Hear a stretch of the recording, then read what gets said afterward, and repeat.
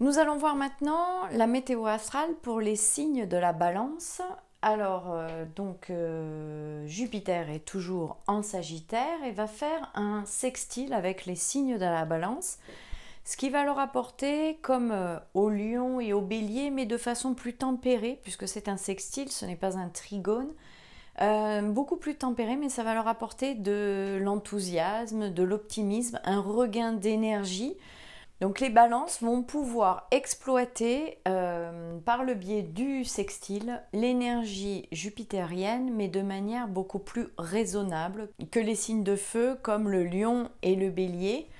Et ça va être une façon plus zen, plus tranquille de pouvoir saisir les opportunités. Ils vont aussi bénéficier de plus d'enthousiasme, de plus de magnétisme, d'un côté beaucoup plus remarquable aussi, mais tout ça beaucoup plus posé, plus calme que pour les signes de feu. Donc l'énergie de Jupiter va permettre aux balances de les faire progresser dans les domaines qu'ils ont choisi de travailler cette année 2019. Alors c'est pareil que pour les signes de feu d'une certaine façon, c'est qu'il faut agir au maximum avant la période de rétrogradation de Jupiter qui va être entre le 11 avril et le 19 août.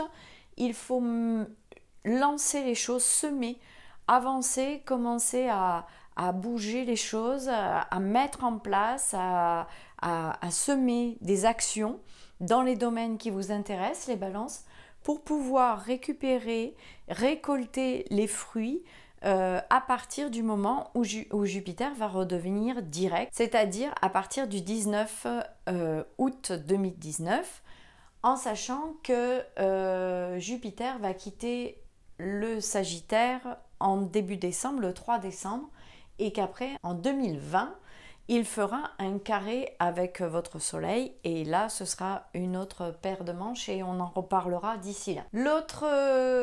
Les autres aspects pour la balance cette année 2019, ça va être le carré de Saturne.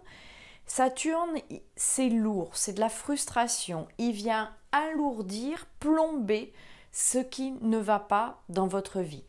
Et vous allez pouvoir vous sentir peut-être plus fatigué, triste, moins d'entrain, quelque chose de...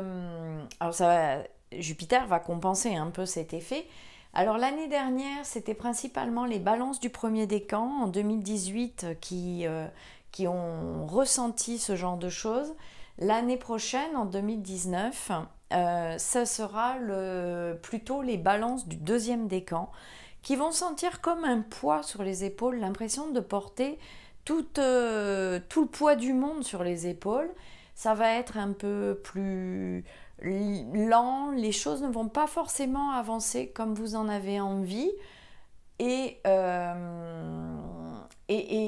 certaines, notamment les femmes, vous pouvez peut-être avoir plus de difficultés de communication ou d'échange avec votre père et aussi avec votre mari, votre époux. Saturne, il est là pour nous faire grandir, pour nous faire comprendre quelque chose. Alors, dans ces moments-là, quand vous ressentez cette période-là entre... Alors, ça va être... Saturne, il va rétrograder principalement, ça va être plus... Pendant la rétrogradation, il y aura moins d'effets, mais il va passer 3 fois au même endroit. Donc c'est là que ça devient intéressant et c'est exactement sur le deuxième décan. La période de rétrogradation de Saturne va s'écouler du 1er juin au 23 septembre. Donc du 1er juin au 23 septembre, vous allez avoir l'impression que les choses se calment, mais en fait, ça va revenir après fin septembre. C'est parce que c'est la 3e fois que Saturne va passer au même endroit, mais fin septembre, quand ça reviendra sur votre soleil, ça va être, je dirais presque un peu plus facile, parce qu'en fait, au premier passage, vous prenez conscience qu'il y a quelque chose qui ne va pas. Généralement, au deuxième passage, vous découvrez, vous comprenez ce qui cloche, et au 3e passage, normalement, vous avez trouvé la solution et vous passez à l'action pour vous libérer de ce qui était lourd, de ce qui n'allait pas dans votre vie. Alors selon les thèmes spécifiques de chacun, ça va se passer dans des maisons différentes, dans des domaines différents. Je ne sais pas trop quelle maison vous avez en Capricorne, ni quelle maison vous avez en Balance. Donc tout ça, ça va se faire selon votre propre thème, mais les ressentis quand même, la fatigue, la tristesse, le côté mélancolique, que tout est lourd, eh bien, vous le ressentirez de toute façon, d'une certaine façon, puisque votre soleil, c'est votre rayonnement, c'est votre façon d'être, votre façon de briller et d'exister. Alors, le moyen de positiver cet aspect de carré de Saturne, ça va être de prendre du recul, de vous mettre peut-être plus dans la stratégie, dans la réflexion, prendre du recul sur la situation et essayer de voir comment vous pouvez optimiser au maximum la problématique et la résoudre. Et principalement pendant la période de rétrogradation, donc entre le 1er juin et le 23 septembre, prenez du recul. De toute façon, tout ce que vous allez faire, ça va être retardé, ça va être lourd, vous n'aurez pas l'entrain ni la pêche pour le faire.